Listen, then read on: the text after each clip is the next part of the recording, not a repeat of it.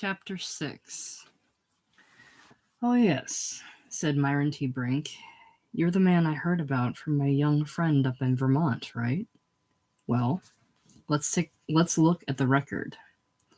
He was a muscular, gray-haired, and well-tailored, reclining in a black leather lounge chair with a file folder open on his lap.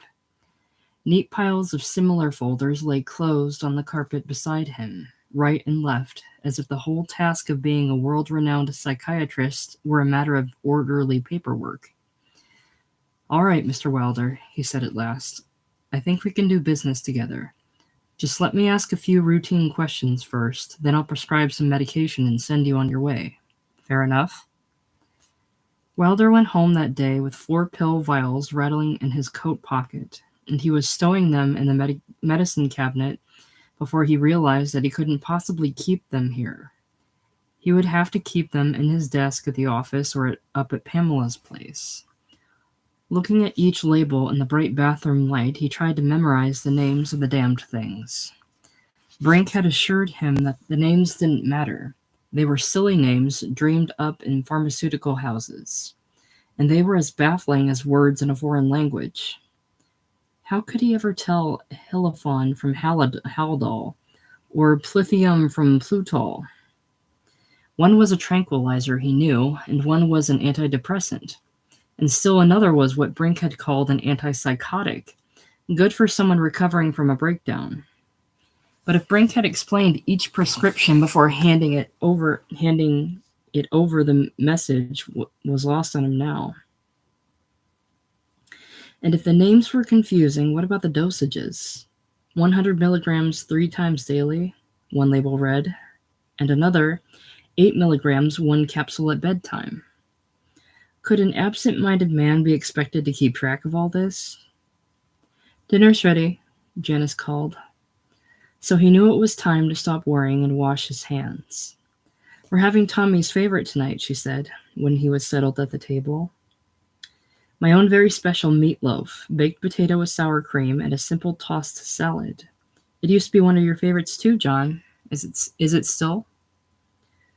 "Sure is, especially the meatloaf. You suppose I could have another slice?" "Well, certainly, kind sir," she said. "I'm very flattered. I know what your real favorite is, though, and if you're very good, we might have it on Sunday." "What's that?" "Roast beef, of course. Good roast beef with Yorkshire pudding and Brussels sprouts." "How could you forget?" "Right. That'll be fine, Janice. I'm looking forward to it already." Was this really happening? Was she sitting there, forking meatloaf into her mouth and dabbing at her lips with a napkin? And was Tommy really there, across the table? How could any family as unhappy as this put on such a show every night? And how long could it last? "How'd school go today, Tom?" "Okay, I guess," the boy said around his chewing, and he swallowed. "It's only the second week, though." "Like your new teachers?" "They're okay. I like Mr. Caldwell the best. He teaches math and he's funny. He's a real funny guy, like a TV comic or something. And the older guys told us he never stops. He keeps it up all year." "Well, good. Here's hoping you keep it up all year." "Keep what up, Dad?" "Your grades. What'd you think I meant? Aren't you the boy who finished up last year with a straight B average?" "I don't know. I guess so." "Almost a straight B plus average," Janice said, and the three of them went on that way all through dinner. "We having dessert, Mom?" "We certainly are. Which would you rather have, butter pecan ice cream or coconut cake?" It was incredible. "You're an escapist, Wilder." That was what his old Latin teacher had said back at Grace Church School, and he remembered it now as he escaped uptown on the subway, ostensibly bound for an AA meeting, but really to visit his mistress. "You're an escapist, pure and simple. I watch you drag your poor, tired body into this classroom every day and then bolt for the door like an athlete when the bell rings, and I know." "What's the matter with you, boy? You want to be an escapist all your life?" "I guess not, sir." "What? Speak up. I can't hear you." "That's another thing, another sure sign of the escapist character. You can make enough noise when you want to, I've heard you do those big soprano solos in the choir, but whenever it suits your purpose, you're quiet as a snail. I want you to open your mouth now, as wide as you do down in church, and tell me what you just said." I said, "I guess not, sir." "Guess not what?" "Want to be an escapist all my life." "Then you'd better shape up. You know what they say in the Navy?" Wilder had forgotten the old man's name, but he would never forget this lecture or the faint scent of halitosis that hung around the old man's desk, or the way his wrinkled hands trembled,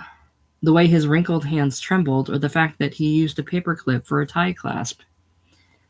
You know what they say in the Navy? They say shape up or ship out.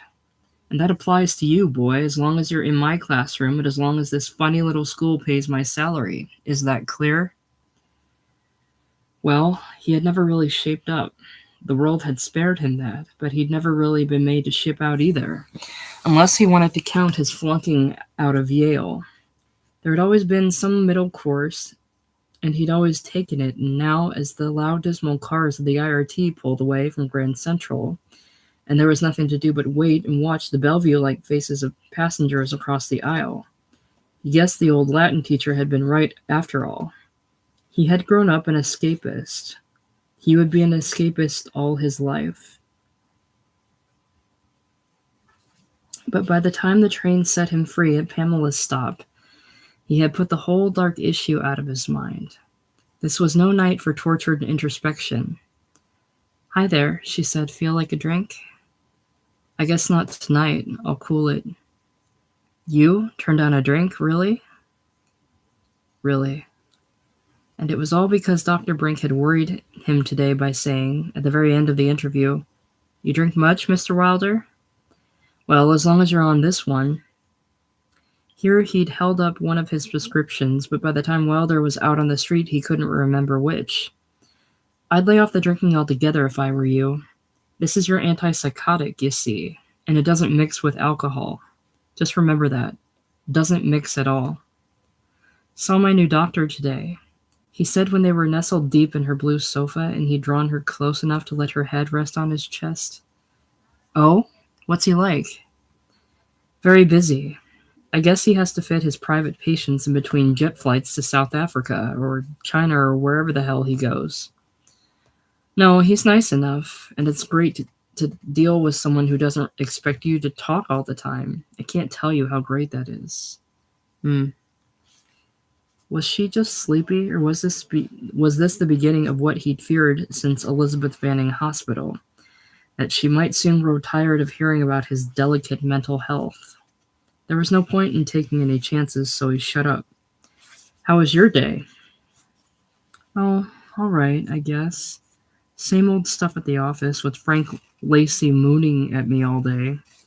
God, how I've come to despise that man. Why doesn't he just fire me and be done with it? You could always quit." "No, I won't do that. It's not a bad job, and it'd be a terrible bore having to look for a new one. Besides, the job keeps my father happy. Oh, John, I almost forgot. Julian called today. Has he started cutting the picture yet?" "No, and from the way he talked, I have an awful feeling he's going to put it off. We'll have to keep after him. He wanted to know how you were, of course, and he asked us both to come to a party at his place next week. Jerry'll be there, of course, and Peter and some of the other Marlowe crowd. You won't mind, will you?" "Of course not. They're nice kids." There was a long, increasingly heavy silence before she said, "John, you know something? I wish you'd quit referring to my friends as kids. They're all full grown, after all. Did you like being called a kid when you were that age, after being in the army and everything?" In the end, he agreed to have a drink with her. "Make it light," he said, like Paul Borg, because it seemed the only way of restoring some romance to the evening. It even seemed, though he hardly dared to admit it to himself, that having a drink was his only guarantee of success with her in bed. What was the matter with him tonight? God, that was something, she said when they'd exhausted themselves. And you know what, John? I waited for this all day long in that terrible office. Just this. Me too. But he lay staring in the dark for a long time. He might as well have been in bed with Janice, wanting to creep away and fix himself another drink. Oh, just a very light one, doctor. I promise. The lightest drink you ever saw. Could it really matter much, after all, on his very first night, with the pills working in his bloodstream? Honey, she called, where are you? Where are you going? Is it time to go home? Not yet. I'll come back before I leave. Out in the semi-darkness of the living room, he went straight to her gleaming little bar, and then to the kitchen for fresh ice. There he told himself, like a mother soothing her child, there. There. The view of the city from Pamela's living room was extraordinary. Every bit as grand from the white pebbled terrace at her office, and watching the subtle play of light and dark out there gave him something to do as he sipped and breathed. He took his time, though, because it was very important to make this ceremony last. Julian's loft might have served, if stripped of all its decoration and darkened for business, as another setting for the celebration of Sylvester Cummings's single candle. But on the night of his party, its multicolored brilliance hurt the eye.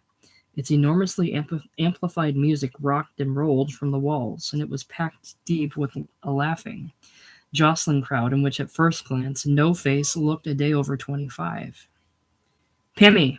Julian yelled from the makeshift doorway of his bedroom. "And John, great to see you, man. You're looking great. Feeling better?" "Feeling fine, thanks." Julian seemed a little drunk, or high, as he took their raincoats and flung them on top of the heap of his bed. Or maybe it was just that being a host intoxicated him. "Jerry and I figured it was us that put you in the hospital up there," he said. "As much as anything else. All of us, I mean.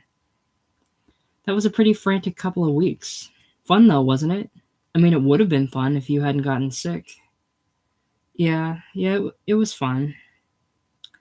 "Julian," Pamela said, "this may not be the time to bring it up, but when are you going to finish the picture?" "Pammy, I told you on the phone, I've got so many damn things going now, I honestly don't know when I'll get to it. And the point is, these other things pay money. Gotta have some money, don't I? Don't worry, though. Bellevue has a very high priority in my plans. But what are we talking shop for? This is a party. I want you two to go out there and have fun tonight. Move around. Relax. I know you don't light up, John, but there's plenty of wine, cold beer in the tub, and you'll find some hard stuff over in the corner near Chester Pratt, okay?" "Okay, Julian." They found a place to sit on the floor close to the beer tub, and it wasn't long before Jerry came over and sank beside Pamela. He rolled a joint and shared it with her, and for a little while they talked quietly between themselves. "I don't think I want to meet him if he's that awful-looking skinny man," she was saying. "Is he always this drunk?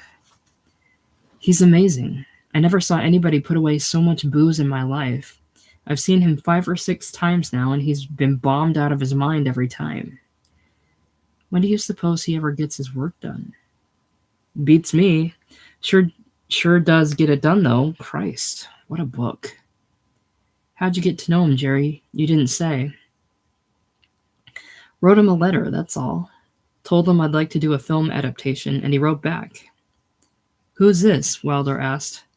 "Chester Pratt," she said. "He wrote Burn All Your Cities, and he's standing over there."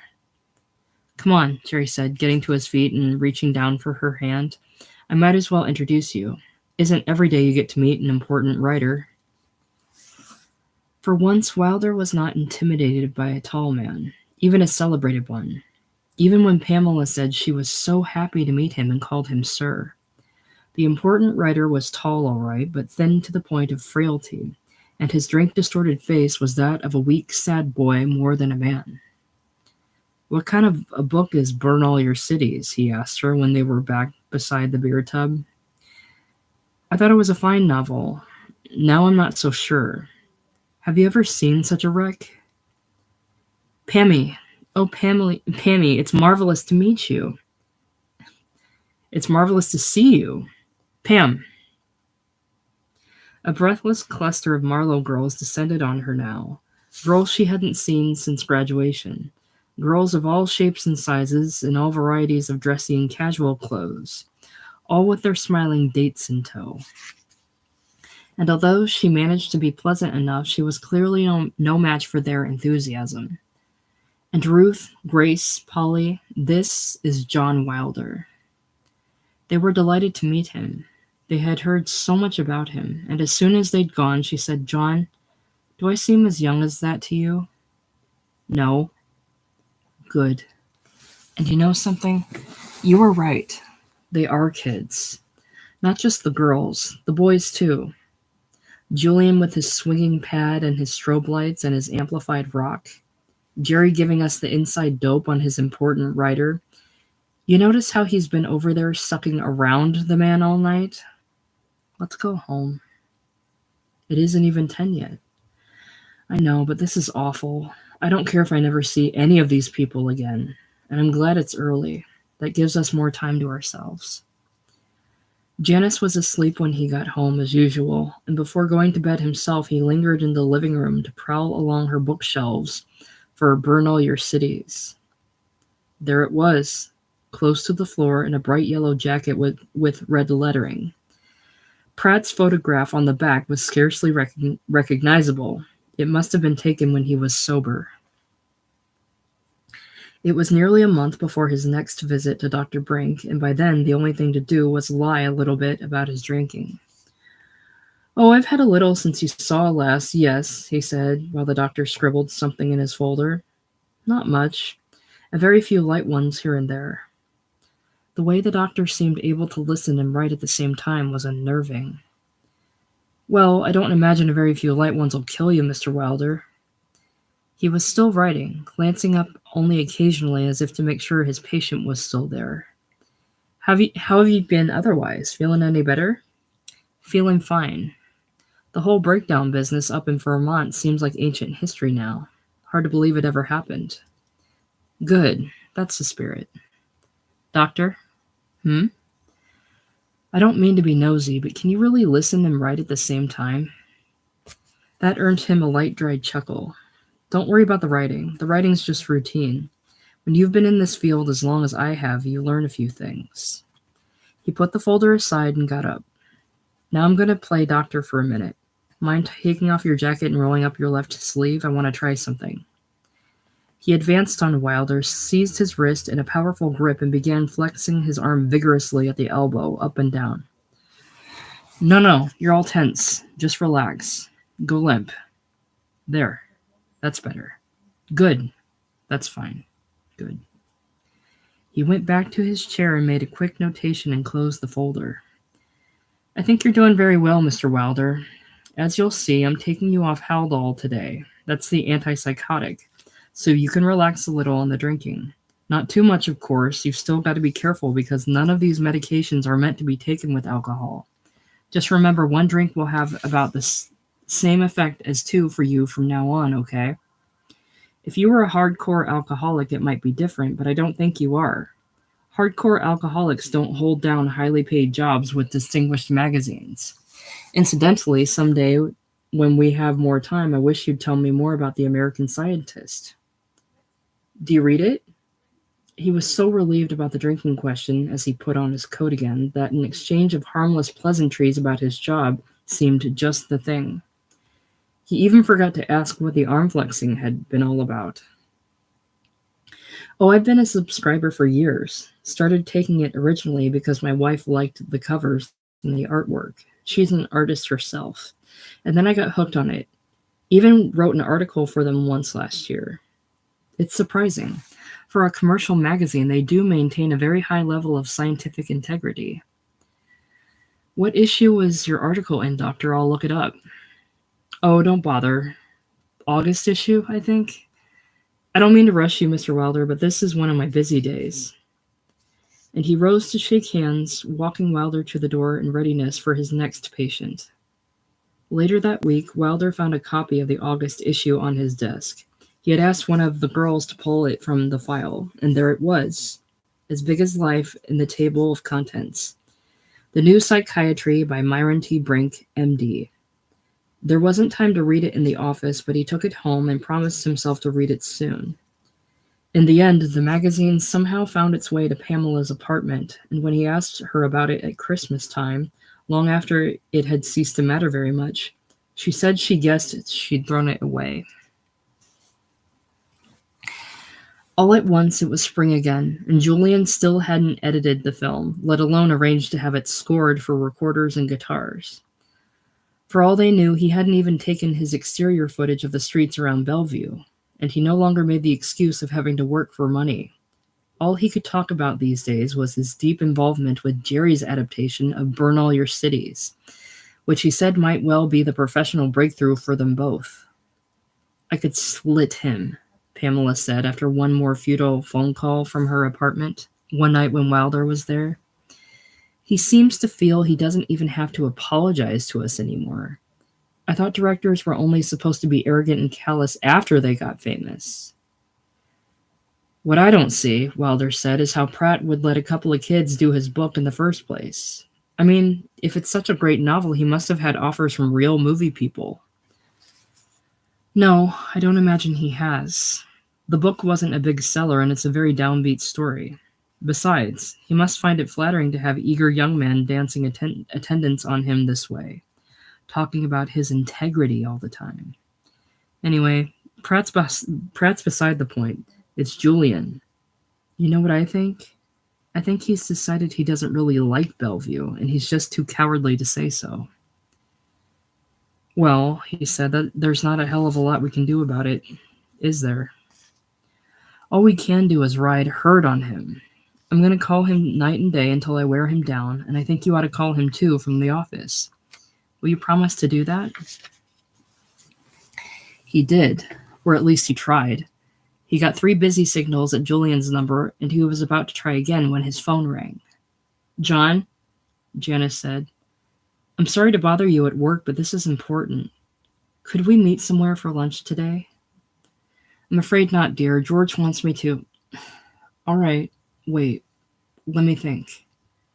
Is everything all right? Is Tommy all right? Well, that's the thing, you see. It's something about Tommy. What? What is it? It's not a thing we can discuss over the phone. So there was nothing to do but sit there while she waited and thought. Somewhere in the outer office, one of the girls shrieked with laughter over the clatter of typewriters, and another said, Oh, Mr. Taylor, you're terrible. He wanted to get up and shut the door, but the phone wire was too short. Janice, you still there? Yes, I'm thinking. Wait, we can discuss it tonight. I just realized you don't have a meeting tonight. I know. We'll tell Tom we're going to a movie, and then we'll go to that nice new coffee shop around the corner. What's it called? You know the one. It's all red and black, and they serve good pastry. We can talk there in comfort as long as we want. For the rest of the day, all through his boring business lunch and his long afternoon of business calls, he was as preoccupied as a conscientious family man. But it wasn't Tommy that kept his mind far away from the job. It was Janice. What in God's name was he ever going to do about Janice? He couldn't get over how pitiful she'd sounded on the phone, talking of nice new coffee shops all red and black, where they served good pastry and where 2 tired parents, however badly estranged, might go and discuss something painfully close to their hearts in comfort. Oh, this'll be such fun, she said at dinner that night. I don't think I've been out to a movie in ages and ages. Sure you have, Mom, Tommy said. You went to a movie last week. That isn't what I mean, she told him quickly. I mean going out to a movie with your father. It'll be like a real old-fashioned date for us, won't it, John? Sure will. Do you want to call up the Borgs, dear, and see if they're free? If they are, we could make it a foursome. That might be even nicer. Was she kidding? What was he supposed to say to that? He glanced uneasily at his son before answering. Isn't Paul out of town this week? Oh, that's right, he is. Of course, we could call Natalie. I imagine she'd love to get out, but somehow a threesome isn't nearly so much fun, is it?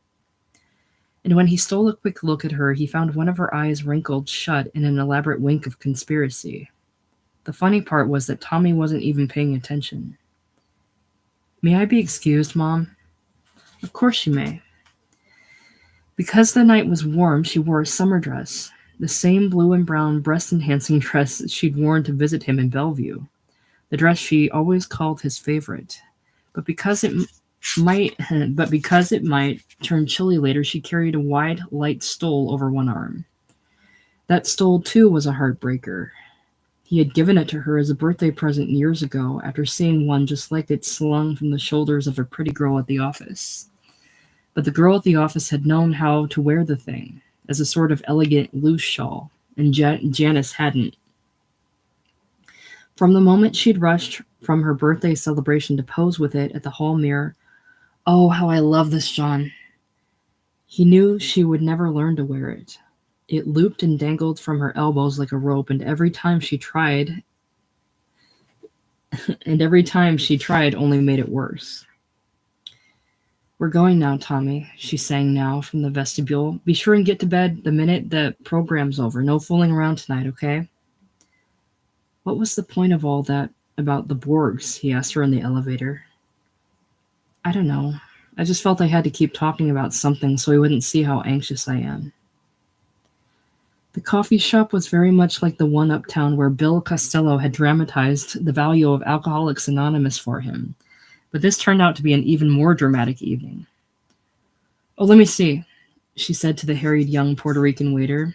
I think I'll have some of your lovely cherry cheesecake and coffee with lots of cream. Are you sure the pastry's fresh tonight? The waiter could only stand there with his order pad, sweating and looking confused. One cherry cheesecake, 2 coffees, Wilder told him. God, she said before the waiter was out of earshot, doesn't anybody speak English in this town anymore? Shh. I know, I keep forgetting how much New York has changed. Everything's changed. All right, let me start at the beginning.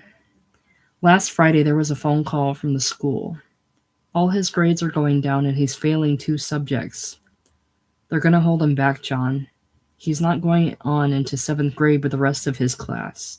At this rate, he may never get to college, and that's only the beginning. She fumbled in her handbag for Kleenex, pulled out a cluster of the stuff, and blew her nose. I'm sorry, she said. I knew I'd cry. And there was nothing to do but reach across the damp plastic table and hold her hand. Look, Janice, this is nothing to get upset about. Kids go through phases, that's all. He can go to summer school. You should have seen my grades when I was that age. Yes, and you were a great success at Yale, weren't you? You've had a wonderful, distinguished career, haven't you? Oh, you earn good money, I'm not saying that, but since when has the measure of a man been... I'm sorry, don't let me get this way. It's just that I've been so... Okay. I've been so lonely, John, and there's never anyone to talk to.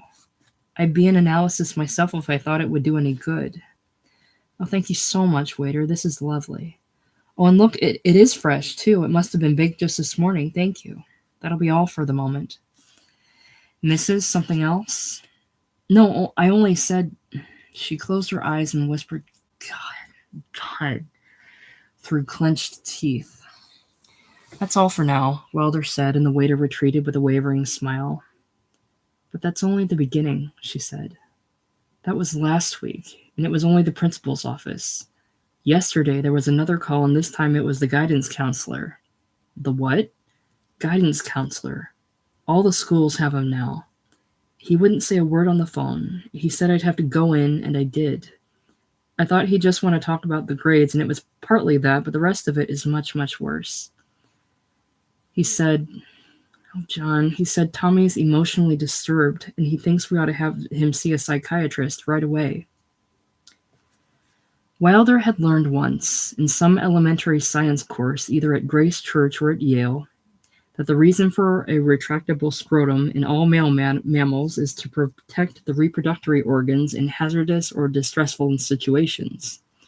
Sharp blades of jungle grass, say, will brush against a running animal's thighs, and the testicles will automatically withdraw to the base of the trunk. He wasn't sure if he had it right. Did he have anything right that he'd ever learned in school? But the basic idea seemed sound, and in any case it was happening to him now. His balls were rising, right there in the coffee shop.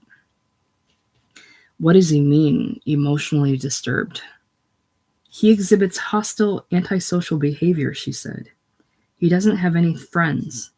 Twice this term, or maybe it was 3 times, he's pulled chairs out from other boys just as the other boys were sitting down, and one of those boys had to have x-rays taken of his spine. She had been slicing her cherry cheesecake into neat, moist sections. Now she raised one piece to her bared teeth, but it crumbled and part of it fell on her dress, and it seemed to be the small disaster as much as the spinal x-rays that reduced her once again to tears. A child psychiatrist? Psychiatrist, you mean? Pamela said. Isn't that a little extreme? I thought so too at first. Went in and talked to the guidance counselor myself, tried to have a few hearty man-to-man talks with Tommy, but I finally had to give up. There's no denying it. He is kind of withdrawn and sullen. Janice says I ought to spend more time at home, and I guess she's probably right. Oh, you guess she's right, do you? Well, I think it's emotional blackmail. How do you mean? Oh, John, you're too much. Do you really think she still doesn't know you have a girl after all this time?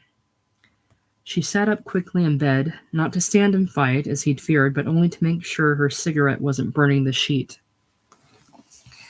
Sometimes you're the most sensitive, intelligent man in the world, and sometimes you're as dense and naive as, I don't know. Certainly she knows. If she hadn't asked you about me point blank, it's just part of her strategy. Okay, I'm naive, he said. I guess the really naive thing was thinking I could talk this over with you. I don't know. It seems to be a thing married men do. God knows Frank Lacey spent enough time pouring out his dreary little domestic problems.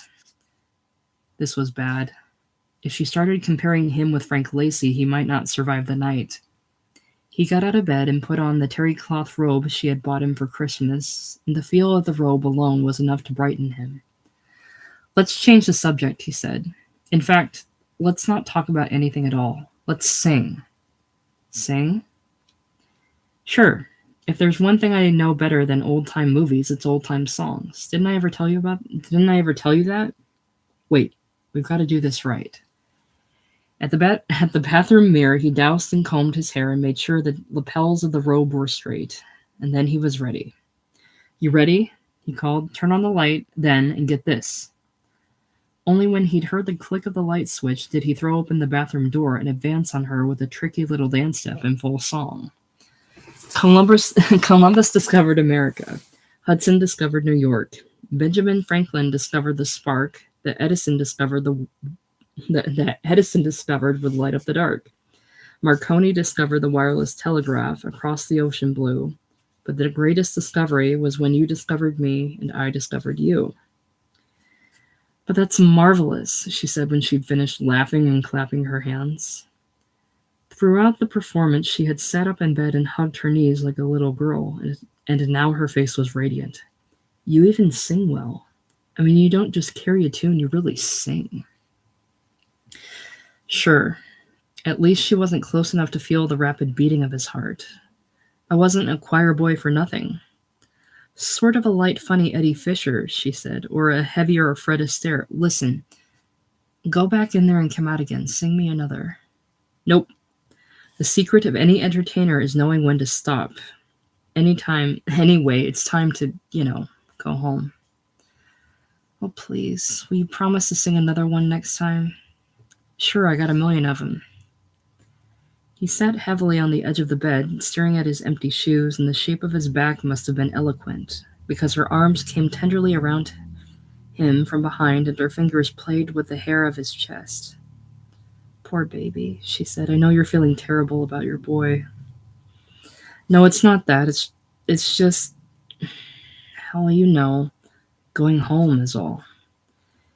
Because going home meant riding for miles on the IRT with the city's lost and beaten night people, with nothing to do but remember nights long ago when a plain, pleasant girl named Janice Brady had said she loved the Brooklyn Bridge and the Staten Island Ferry.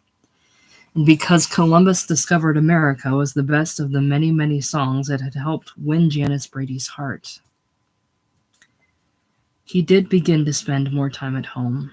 He told Janice he would cut down to 2 or 3 AA meetings a week instead of 5. And though it meant less time with Pamela, it made him feel like a responsible father.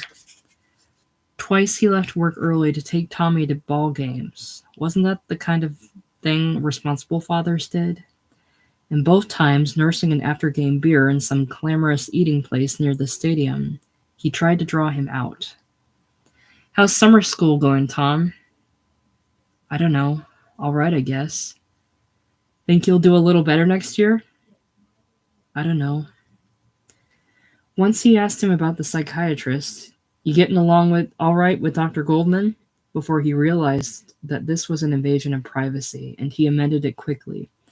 "I mean, you don't have to tell me about that if you don't want to," while Tommy soberly chewed his hot dog and kept his own counsel. "Does he ever talk to you about the psychiatrist?" he asked Janice. "Not a word, and I don't know if that's a good sign or a bad one. What do you think?" Seeing Pamela only 2 or 3 nights a week did make a difference. Every time, it seemed, she was full of news that had nothing to do with him. "I had lunch with Chester Pratt today," she said one night, or rather, I had lunch with Jerry and he brought Chester Pratt along. "He's really very nice when he's sober." "Oh?" Jerry made something of an ass of himself, as you can imagine, trying to hog the conversation, calling him Chet all the time. But when Pratt did get a word in edgewise, I thought he was very charming.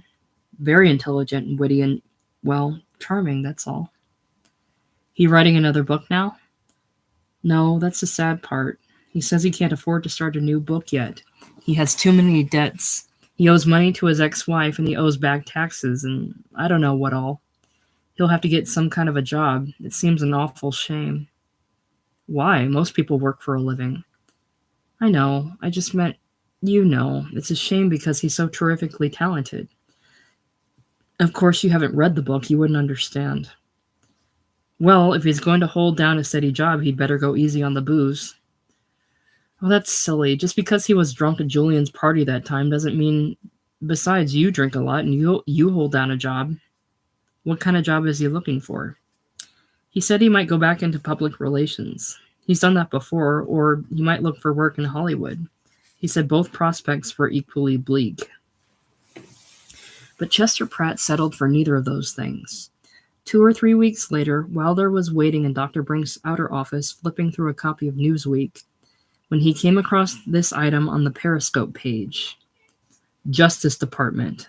After months of searching, the Attorney General has found a new speechwriter. He is 37-year-old novelist Chester Pratt, burn all your cities, who was recommended for the job by Harvard critic T.G. Whitehead, a Kennedy intimate."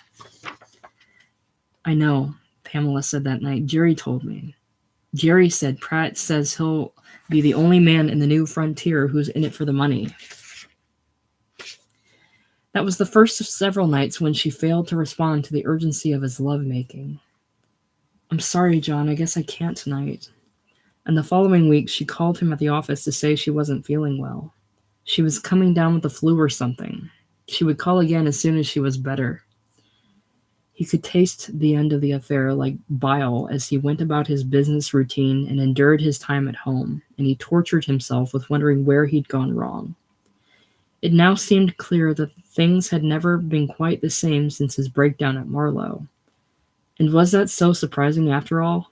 How could any healthy girl be expected to care for a mentally unbalanced man? On 2 or 3 nights, he really did go to the AA meetings. Other nights, he drifted from bar to bar or sat with Janice and did his level best to hold up his end of the endless conversation about their son. One night, Tommy was so expansive at the dinner table, telling the plot of a television comedy he'd liked and interrupting himself with laughter, that Janice was heartened. "Oh, I am beginning to see daylight in all this, aren't you?" But the next night, she was in darkness again. The first report card from summer school had come in, and Tommy was still failing the same 2 subjects. When Pamela was well again, her voice on the phone was more polite than eager. But even so, the knowledge that he would see her tonight was bracing. It helped him sit quietly through a dinner with the Borgs. "Maybe you could have a talk with him, Paul," Janice said the minute Tommy's door was shut for the night. "Why me?" Because he loves and admires you so. He's always thought of you as the kind of uncle ever since he was tiny. Well, that's nice to hear, Janice, but I think you're exaggerating. In any case, I don't see much value in having a talk. I agree with John there. Seems to me you're doing all you can. The only thing now is to wait and hope for the best. Paul's wonderful with children, Natalie Borg said. I've always said he would have made a wonderful father, if only. There was nothing she relished more than having a chance to talk about her youthful hysterectomy, and Wilder sat through it all, sipping coffee and congratulating himself on his patience. If you people will excuse me, he said at last, I have a meeting to attend. All the way uptown, he tried to decide what song he would sing tonight. He'd used up You're the Top and I Get a Kick Out of You and some of the other standards. Besides, they weren't so effective because Pamela knew all the words. Only when he was in the elevator did the perfect song occur to him. An old and little-known Al Jolson number called Where Did Robinson Crusoe Go with Friday on Saturday Night? He almost giggled to himself, picturing the way he delivered it in the terry cloth robe. There was something we have to discuss, she said, and from the way she said it, he knew it wouldn't be a discussion at all. She had something to tell him, something he wouldn't like, and he had better shut up and sit down and listen. He did, nursing his whiskey as if it were the last drink in the world, while she walked around and around the room in her working clothes with her arms folded across her chest. I'm moving, she said. I'm quitting the job and I'm giving up the apartment and I'm leaving New York, probably for good. It does mean the end of things between you and me, and I'm sorry. But we always knew it couldn't go on forever, didn't we? Yeah, he said, surprised that his voice was low and calm. Yeah, I guess we always did know that. He wanted to spring to his feet in fury and say, Who's the man? Or to go down on his knees and throw his arms around her thighs and beg her to stay. But he did neither of those things because it seemed important to play the scene her way. And one small irrational part of his mind suggested that if he did this well, if he was civilized and kept his emotions under control, she'd be so impressed that she might still change her mind. He took a careful sip of whiskey before he spoke again. Where are you going? To Washington. She was sitting down now, tapping the ash from her cigarette, and she was clearly so relieved to have the worst of it over that she told a little too much. I have a friend there who thinks I might qualify for a job in the Justice Department, and it's too good of an opportunity to... Wait a second. It's Chester Pratt. What if it is? The hell with being civilized. The hell with everything. He was on his feet and bearing down on her in a jealous rage. How long have you been sleeping with that bastard, huh? I asked you a simple question. How long? John, I don't see any point in losing your temper. There's really... How long? God damn it. Answer me. It's not a question that deserves an answer. And suddenly he passed from anger to an agony of self-abasement and pleading. Oh, baby, don't go. He touched her shoulder with one hand. Please don't go. I need you. I need you. He had done both the things he'd sworn not to do. He had shouted and he'd begged, and there was nothing left. I knew this would be difficult, she said, but you can't bring back something that's over. We had some good times together, but it's over. That's all. All that mattered now was to get out of here before she asked him to leave, and he managed it in a kind of stupor that might have passed for dignity. Okay, he said, moving for the door, and he stood with one hand on the knob for 10 beats of his heart, giving her every chance to call him back before he said, So long, and let himself out. Then he was in the Irish bar with a tall picture of President Kennedy on the wall. And maybe Bobby was shorter, but it couldn't be denied that there was something very tall about all the Kennedys and all their men and all their women. He was drinking double bourbons and staring into the mirror at his Alan Ladd haircut and his painfully familiar Mickey Rooney face, wondering how it would be possible to go on living. Chapter 7. He had no one to confide in but Brink. There's been a big change, Doctor. I've lost my girl. She's gone to live with Bobby Kennedy's speechwriter. Well, that's upsetting, of course, the doctor said, writing quickly in his file folder. Still, if nothing else, it means your life is a good deal less complicated now, right? Look on the bright side. There wasn't much to see on the bright side. He was glad when Tommy labored through summer school with passing marks and rejoined his class in the 7th grade. And when his talk at dinner seemed to indicate that he did have friends, but he couldn't share in Janice's sense of triumph. If Tommy was a stranger to them now, it was only the beginning. He was sure to grow more and more inscrutable as he moved into adolescence. 13, 15, 17, they wouldn't be able to relax until he was 21 and getting out of college. And by then he'd be a man with little, if any, allegiance to home. It was clear now that Julian would probably never finish the picture. When he tried to call him once, the operator said his number was no longer in service, but it wasn't hard to put the whole thing out of his mind. It seemed preposterous that he had ever entertained the idea of producing a movie. With Pamela gone, there was no longer any point in it, and he let it all drift away. Early in the fall, he had an affair with a girl who worked for one of his accounts, but she didn't please him because she wasn't at all like Pamela. She laughed all the time and talked through her laughter. Her skin was rough and there were wrinkles in the backs of her thighs. She diverted him for 3 or 4 nights on Varick Street. After that, he stopped calling her up. He did very well at his job. Before the end of the year, he brought 2 new European car advertisers into the magazine. His earnings were almost twice those of any other salesman, and George Taylor called him indispensable, but it gave him no pleasure. Not even talking politics could rouse him. Paul Borg spent at least one October evening insisting that Kennedy's handling of the crisis over the Cuban missile sites had been masterly, that when the Russian ships turned back, it had signified the end of the Cold War for all history to see. And Wilder didn't argue with him except to ask once in a small voice that was quickly overruled by both their wives, what Borg thought might have happened if the ships hadn't turned back. Then a month or 2 later, Borg held forth at some length on his newfound admiration for the president's brother Bobby. He had grown as Attorney General and developed into a responsible leader in his own right. He would almost certainly emerge as a hero in the civil rights movement. Have you read some of his recent speeches? And there was every indication that in 6 years he would be a worthy successor to the presidency. Oh, I think so too, Janice said. Isn't it marvelous to think we're all in such good hands? And aren't they a beautiful family, all of them? If they would excuse him, Wilder said, he had a meeting to attend. He did go to a few meetings. Not only the one on West Houston, but others uptown. Once he thought he spotted his old sponsor Bill Costello in the audience and approached him afterwards in the crowd, around the coffee urns. But it was another white-haired man who turned out to be a gloomy Polish engineer. On Christmas Eve, he sat in the living room with Janice while she wrapped and tied the last few presents to be tucked under the spindly tree. Their Christmas trees seemed to be getting smaller and more apologetic-looking every year, but they always smelled the same. A green, pungent smell that took him back to early childhood.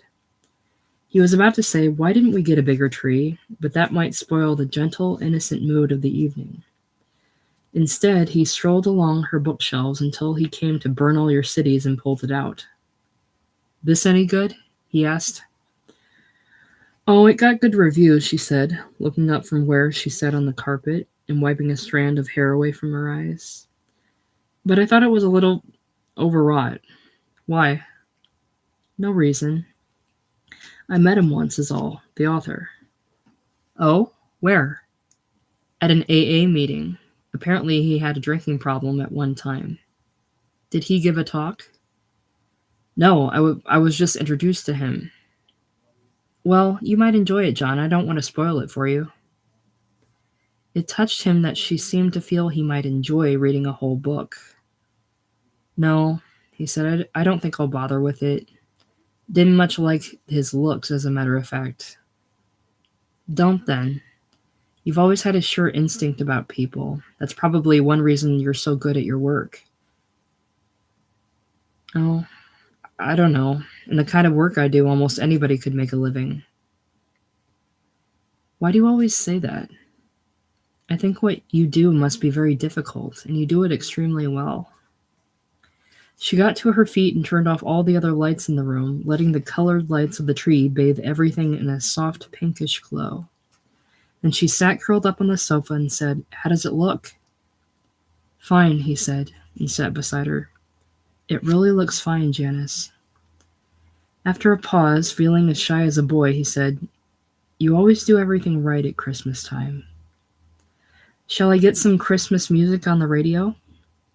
"No, don't bother. Let's just sit here a while." And almost before he knew it, they were in each other's arms. Gasping and moaning, they were all over each other like a couple of crazed adolescents. "Oh, John," she said as he helped her into the bedroom, "it's been so long." "No, it hasn't. It just seems that way." "That's what I mean. So long since we both really, John." He thought of Pamela only fleetingly as they rolled and locked. Then he put her out of his mind. All that was over. This was probably where he belonged. Janice called it our second honeymoon, which made him wince when she wasn't looking, and it lasted through the winter and well into the spring. Finding he could make love to her out of something other than a sense of duty was a pleasure in itself. And there were other pleasures. She talked less, or at least did less of the kind of talking whose only purpose was to fill silence. And many little things in her behavior seemed to suggest a renewal of self-esteem, almost a new serenity. Then it was summer again, and he was nearly 39 years old. When they went up to the country, there were not one but three or four girls on the raft whose sweet young flesh was a daily torment. And on the kitchen shelves of the bungalow, there wasn't even so much as a bottle of cooking sherry. "Think I'll run into town for a meeting tonight," he announced while she was snapping string beans for dinner. "Well," she said, "all right, but you've already been to 3 this week. You really think it's necessary?" "Sometimes," he said, "you have to trust my judgment in these things." Once in town, he made straight for the bar at the Biltmore, where he drank until past midnight. Then he went over to the downstairs bar of the Commodore, the place from which Paul Borg had taken him to Bellevue, and drank until closing time. When he crept unsteadily up into the hotel for a room, he knew his voice wouldn't sound right if he called her, so he saved his lie until morning. He'd had trouble with the car. The mechanic had wanted to keep it overnight. He hadn't called earlier for fear of waking her. And she apparently believed him, though it often seemed, looking back later, that the end of the second honeymoon could be dated from that night. Nothing happened all fall until late November, when he and George Taylor were strolling back from lunch and found a crowd blocking the sidewalk in front of a television store. Several women were crying, and one or two of the men looked ready to cry too, and it wasn't long before they learned that the president had been shot in the head. The cameras were panning over the shocked, grieving crowds in Dallas, and then they were cut to Walter Cronkite soberly repeating the news. "Guess I'd better get home, George." "Right, I'm cutting out too." And by the time he got home, Kennedy was dead. "It's one of the most frightful things in history," Janice said to the television set. Her eyes were red and blinking. She used one hand to wipe them with Kleenex and kept the other arm around Tommy, who had been sent home early from school. "Oh, he was such a great man, and he was so young. He'd only just begun his career." Soon she would call Paul Borg, if she hadn't already, for confirmation in her mourning. "Shock that has shaken the nation and the entire Western world," Walter Cronkite was saying.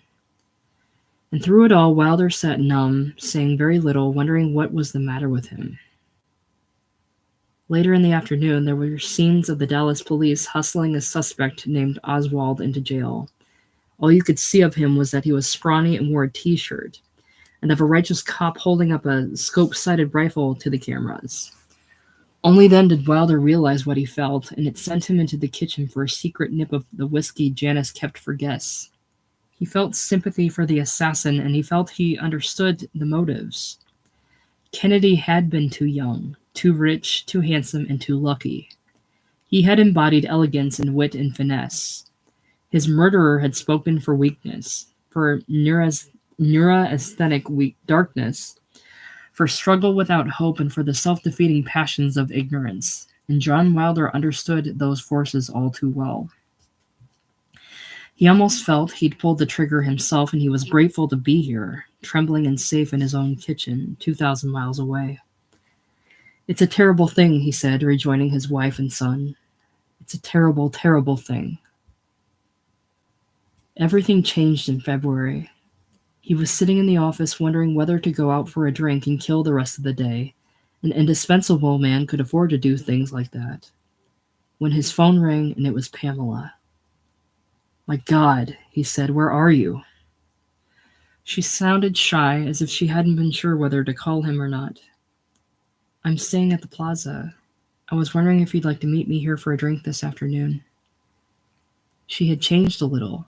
That was the first thing he noticed when he found her in the cocktail lounge.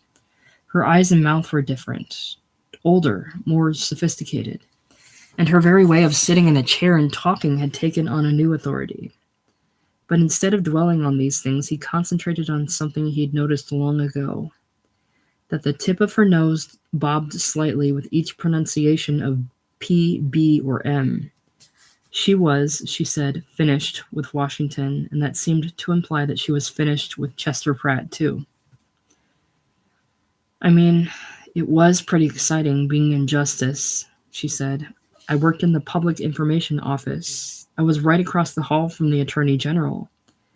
And I'll probably never have a more interesting job in my life." The trouble was mostly Chet's drinking. He really is a terrible soak, and he probably never would have been hired if Bob had known. "Who's Bob?" "Kennedy. Nobody but the family calls him Bobby." Anyway, he hired Chet in a hurry because he needed a speechwriter right away, and it was 2 or 3 months before his FBI report came through.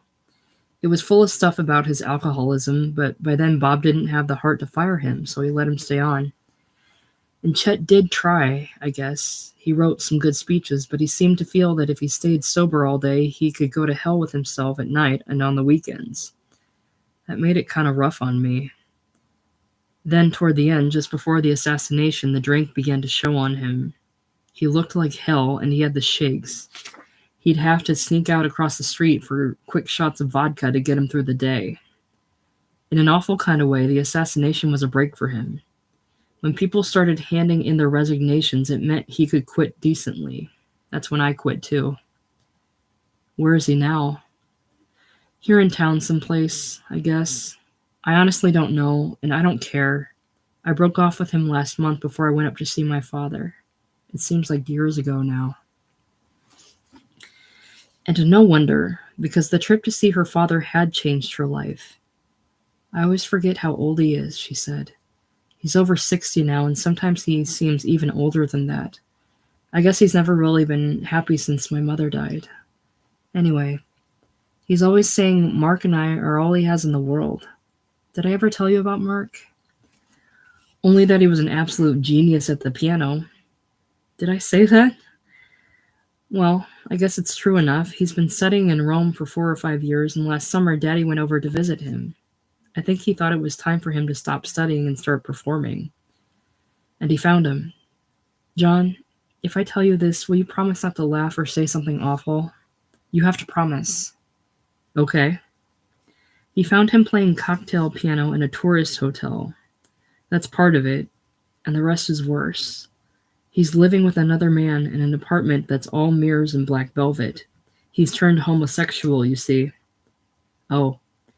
And I guess some other father might have been able to take it, but not Daddy.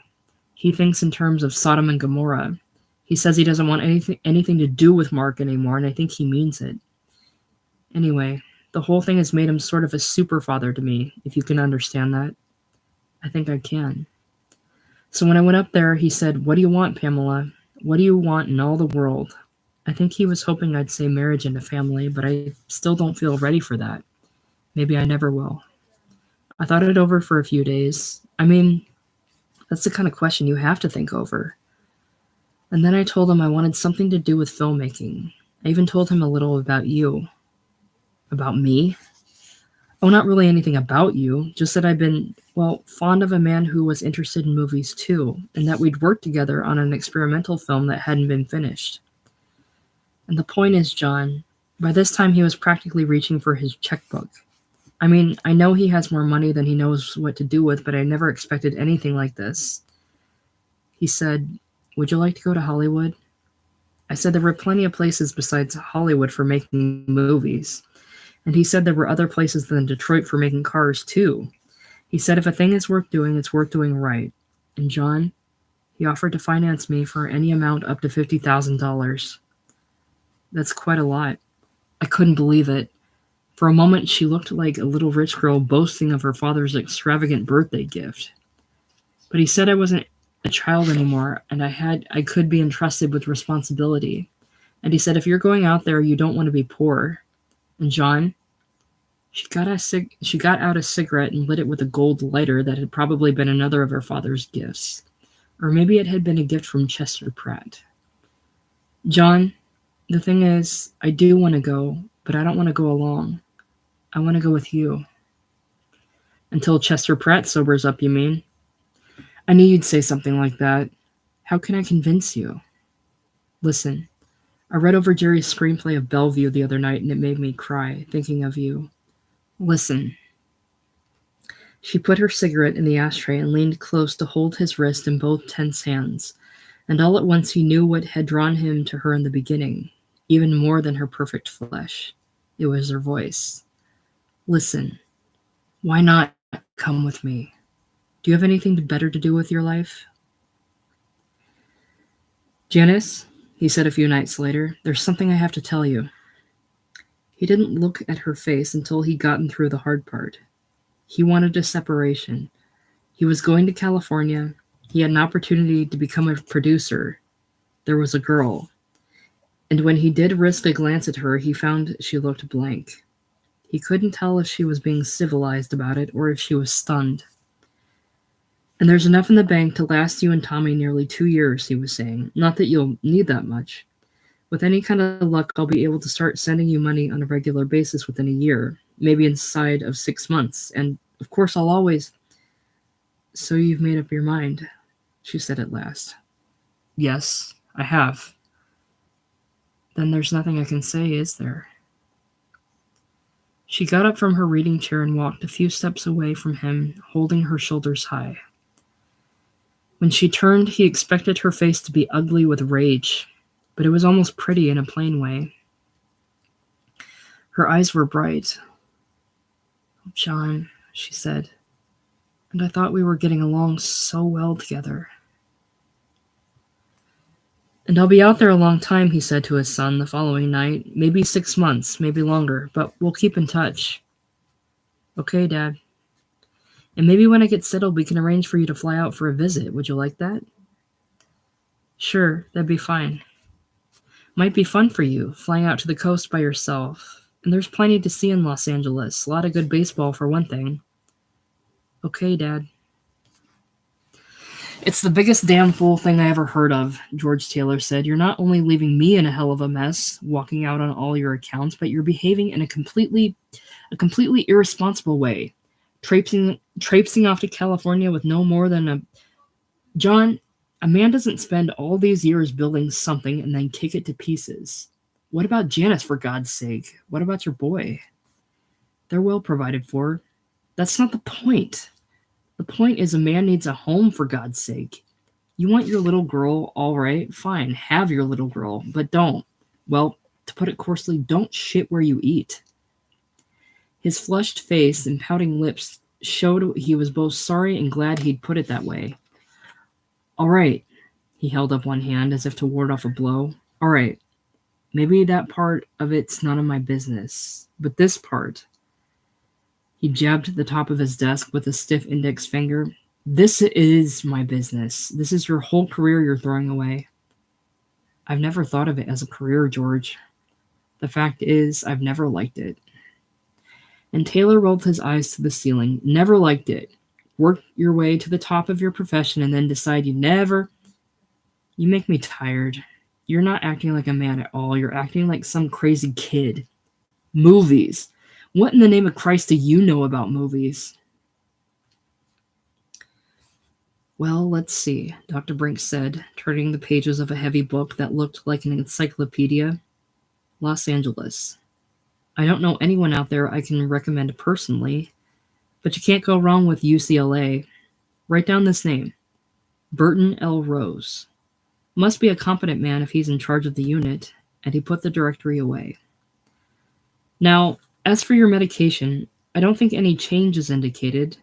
When you run short of pills, you can get refills from Rose.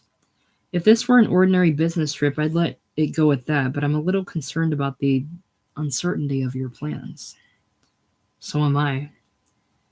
You'll be running into situations you can't begin to anticipate, and you may find yourself under a good deal of stress. That's what I'm worried about, Doctor. I mean, not worried, just apprehensive. Apprehensive, right, the doctor said, as if that were the word he'd been groping for, and he tapped his silver ballpoint pen against his teeth. Then he started scribbling on his prescription pad. We don't want to take any chances, so here's what we'll do. I'm giving you 3 additional medications to be taken only in case you feel you're about to go over the edge. Just remember, these are for bad times only. Put a rubber band around them. Keep them in a separate part of your suitcase. Consider them your emergency kit, fair enough? Fine. And listen, Doctor, since I may not see you again, I want to thank you for all your help. Not at all, Brink said, rising to shake hands. It's been a pleasure.